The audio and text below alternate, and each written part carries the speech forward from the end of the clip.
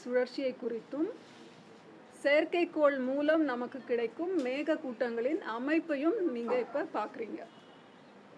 அதன்படி பார்த்தால் இன்று 19ஆம் தேதி அக்டோபர் தெற்கு கேரளா மற்றும் அதனை ஒட்டிய குமரிக்கடல் பகுதிகளில் ஒரு வளிமண்டல கீழடுக்கு சுழற்சி நிலவுகிறது.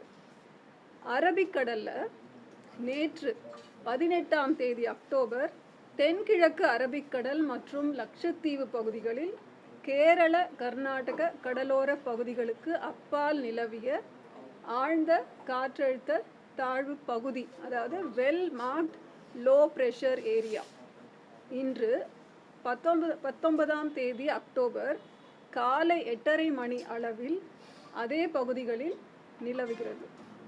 இது மேற்கு வடமேற்கு திசையில் நகர்ந்து அடுத்த 24 மணி நேரத்தில் காற்றழுத்த தாழ்வு மண்டலமாக வலுப்பெறக்கூடும்.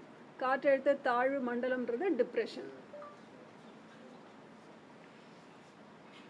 வங்கக்கடல் பகுதி, தெற்கு அந்தமான் மற்றும் அதனை ஒட்டிய தென்கிழக்கு வங்கக்கடல் பகுதிகளில் ஒரு வளிமண்டல கீழடுக்கு சுழற்சி நிலவுகிறது.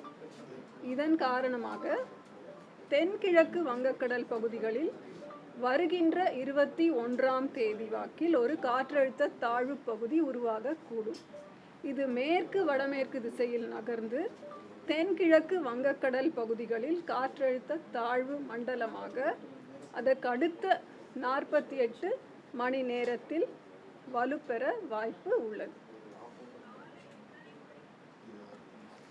மழையை பொறுத்தவரை அடுத்த 7 தினங்களுக்கான எச்சரிக்கை 19ஆம் தேதியிலிருந்து